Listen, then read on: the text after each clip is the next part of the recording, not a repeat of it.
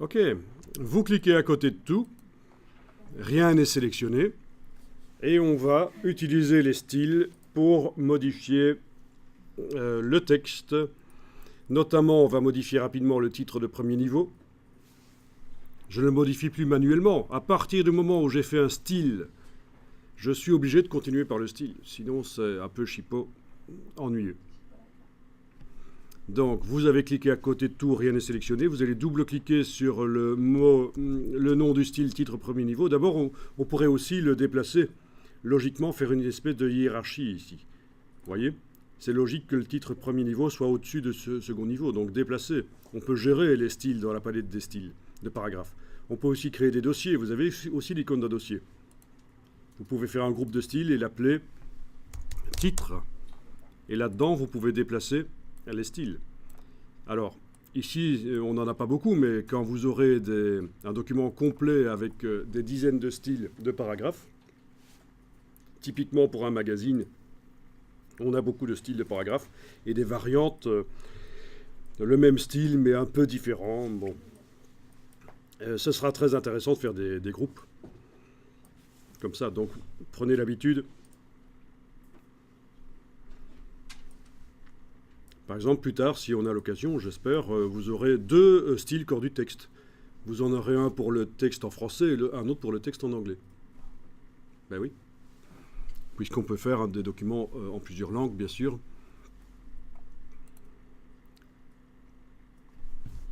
Bon. Donc, qu'est-ce qu'on allait faire? Ben, on allait double-cliquer sur le style titre de premier niveau. Et par là, vous avez la possibilité de changer la couleur des caractères. Bon, alors pour ce qui est de créer une couleur, si vous voulez créer une couleur qui n'existe pas dans la liste, vous allez devoir double-cliquer sur l'échantillon et créer la couleur.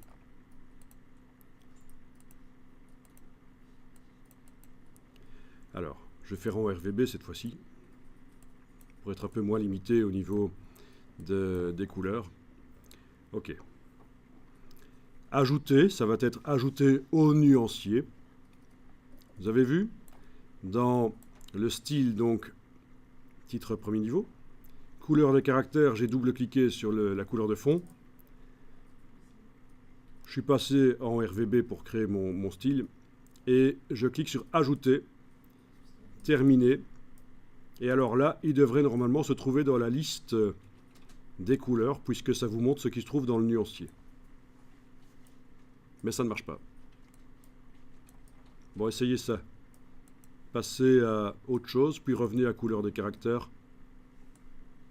Il est dedans. Donc pour faire forcer la mise à jour de la liste, vous êtes obligé de passer à autre chose, puis revenir dedans. Et la liste est mise à jour, vous avez la couleur du nuancier. Bon, j'aurais pu la faire avant dans le nuancier aussi, hein, bien sûr. Ok, on voit ce que ça donne. Tiens. Ok. Et on va changer d'autres choses éventuellement aussi, mais bon, ce sera après. Bon. Enfin, vous avez compris le principe, donc pour modifier maintenant les titres, il va falloir absolument le faire par les styles. Même chose pour le corps du texte. Ben on va améliorer rapidement l'aspect du texte. On avait dit, hein, c'est pas bon ça, une justification comme ça, avec des grands espaces entre les mots.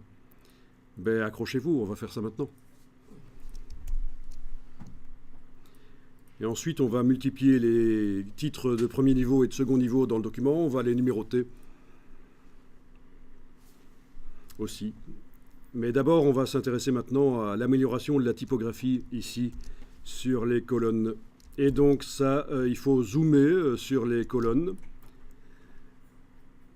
Il faut aller double-cliquer sur corps du texte.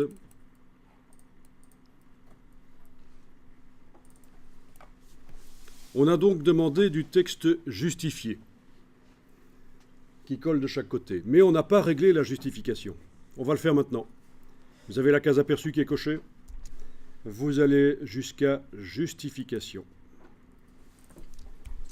Et là, vous voyez que actuellement, pour faire coller le texte de chaque côté de la colonne, InDesign fait varier l'espace entre les mots. Ça peut descendre à 80% de l'espace normal ou monter à 133% de l'espace normal.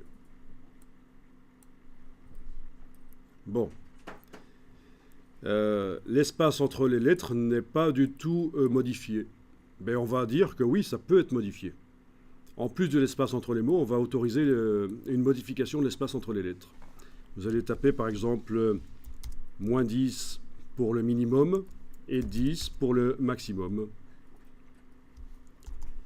Moins 10 et 10. Et là, vous devriez remarquer que le problème commence à être résolu. En cochant et en décochant la case aperçue, vous devriez voir que on a moins de trous entre les mots, parce que maintenant les lettres peuvent s'écarter les unes des autres. Bon, il y en a certaines qui se tassent pas mal les unes sur les autres et d'autres qui sont un peu plus... mais on va encore tester et essayer d'améliorer ça. Il faut dire qu'on a des colonnes très étroites. Hein. J'ai fait exprès d'avoir des colonnes très très étroites pour que, quand on est en train de faire le réglage ici, on voit réellement ce qui se passe. Maintenant, si vous augmentez de 1 cm, 2, 3 cm la largeur des colonnes, il y aura moins de problèmes de justification, bien sûr. Alors, cliquez sur OK. Je vous montre quelque chose ici sur le web. Vous ne faites pas, vous regardez simplement. Je vais taper gris typographique.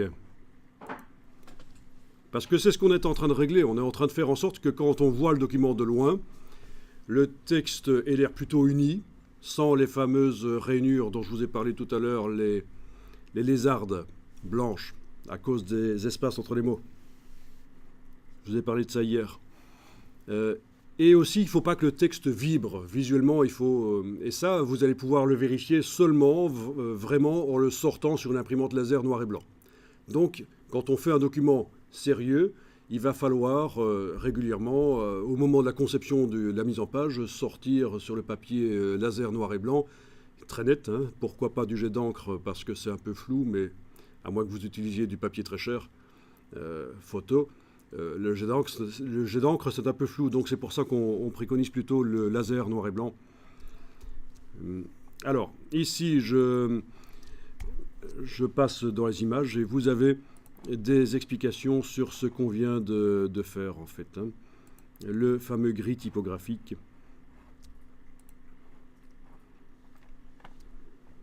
Voilà. Avec réglage à droite, sans réglage à gauche.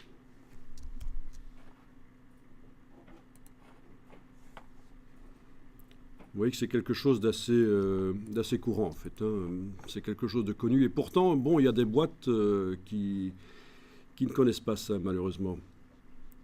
Vous avez des petites boîtes de production graphique qui n'ont pas tilté qu'il faut régler ce genre de choses.